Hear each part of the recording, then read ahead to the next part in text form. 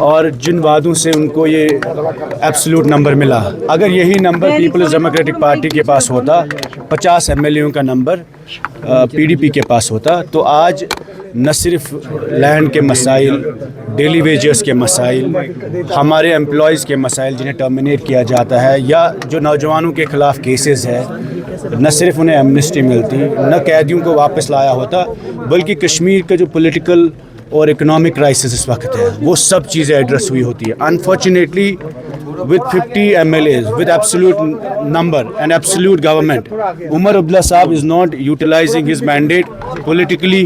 اور آپ نے دیکھا کہ 1 سال ہونے کو ہے، جتنے بھی وعدے انہوں نے بجٹ میں کیے یا جتنے بھی وعدے عمر صاحب نے اپنے مینیفیسٹو میں کیے، یہ کہنا بزنس رول نہیں ہے. آپ نے خود دیکھا کہ اس ہاؤس کے اختیار میں تھا کہ لینڈ سیکیورٹی بل جو تھا اس کو پاس کرنا اس ہاؤس کے کنٹرول میں تھا، ان کے ہاتھ میں تھا، but they did not have the will to pass it. اور انہوں نے کہا یہ لینڈ گریبرس ہے. آج انہی کے ممبر نے کہا کہ لوگوں کو گھروں سے نکالا جاتا ہے. تو the point I am trying to say is that this absolute majority of Umar Abdullah government is not being channelized to help the people of Jammu and Kashmir. It is being used to normalize 5th August. It is being used to normalize the LG rule. It is being used to normalize the downgrading of Jammu and Kashmir state into a union territory.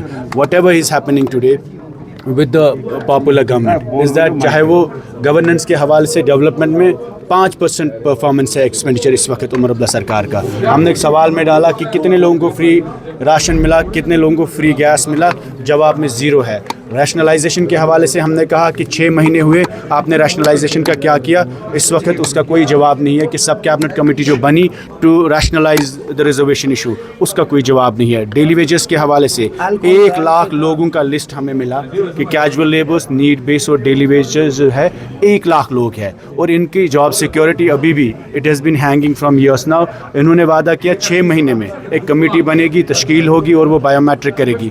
1 lakh people have been identified. No action has been taken.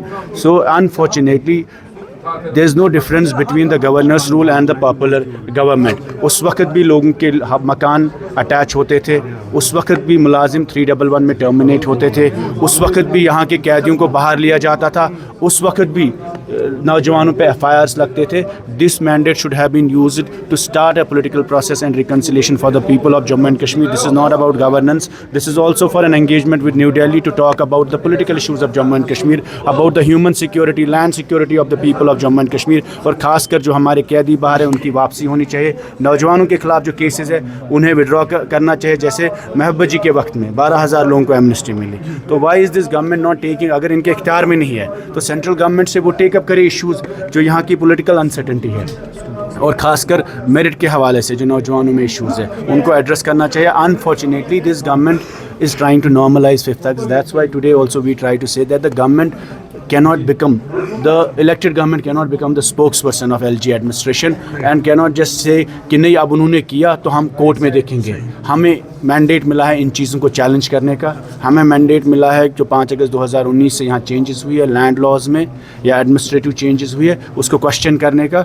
Unfortunately this government is not questioning it and they are normalizing everything that LG was doing. شکریہ. Thank you sir. Thank you بہت.